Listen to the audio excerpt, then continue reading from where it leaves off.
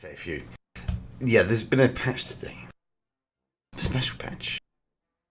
And with this patch has come a few changes. Some more bug fixes. Bug fixes. I call them feature fixes for the most part. But the kind of main things that have happened are in relation to the top tier vehicles. In particular, the T-64A, T-64B, and the Leopard 2K.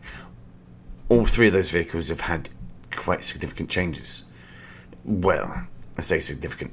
The T-64A and the T-64B have both had added a certain HE shell.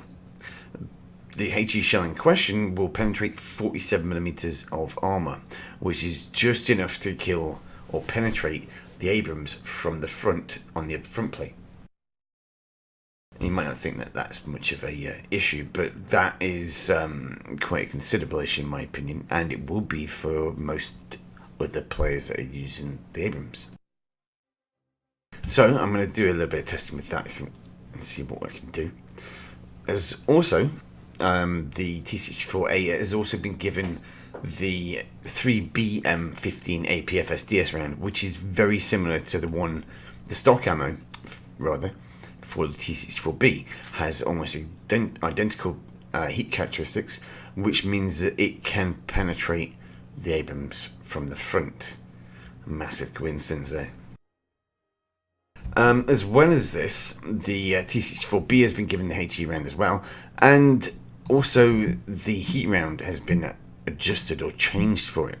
I'm just going to have a quick look at this because I didn't check out the heat round before, just to see what penetration it's got. That's been increased by about 100mm as far as I'm aware, and may cause the Abrams some problems, I think, with those penetration values. I'm not 100% sure on that one, but again, I can test it out.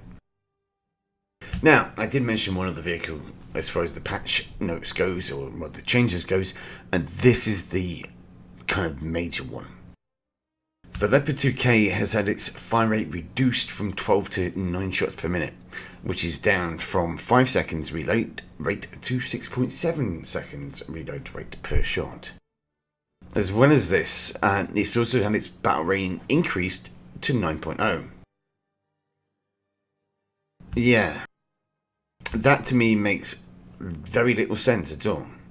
If you're nerfing a vehicle, which they are, by nerfing its reload rate, that's a nerf, a direct nerf to the vehicle. By doing that, you'd think that maybe the BR would drop, but no, it's going up to 9.0. Yeah. So we're going to have to wait and see what happens with that. But an increase to 9.0 basically means it isn't going to get down to fight 7.7s, at least in certain respects. That's a good thing.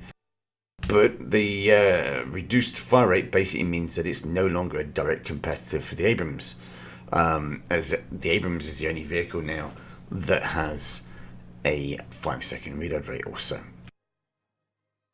And this basically, in my opinion, means that the Abrams is going to get even more imbalanced, considering what changes they've done to the Leopard.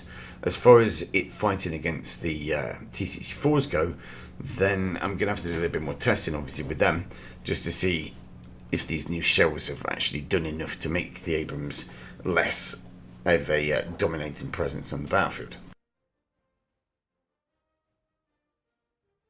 Now, as far as anything else goes, there is a lot of other changes. Some are small, some are small. Yeah, most of them are actually quite small.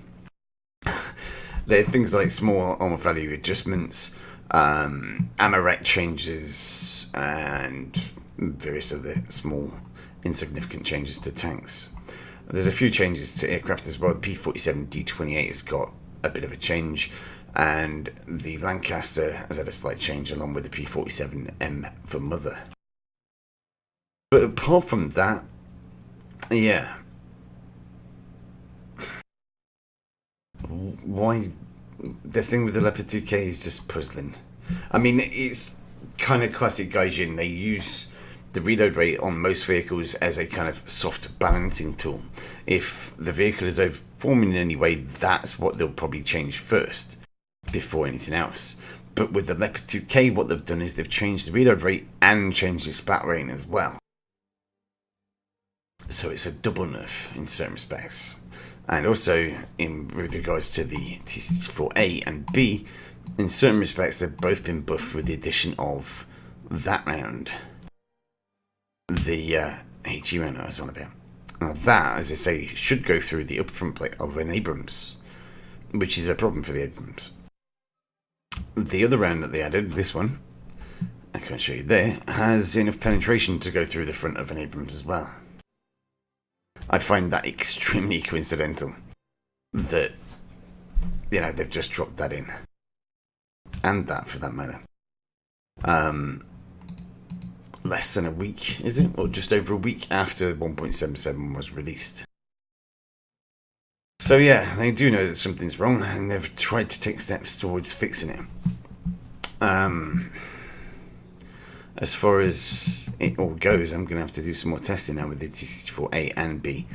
And in fact, I'm going to have to do a lot more work on the A to get that round to test that out. But I'm assuming, as I've already said, that it's going to basically be identical to this one, which it is. It's exactly the same round, actually.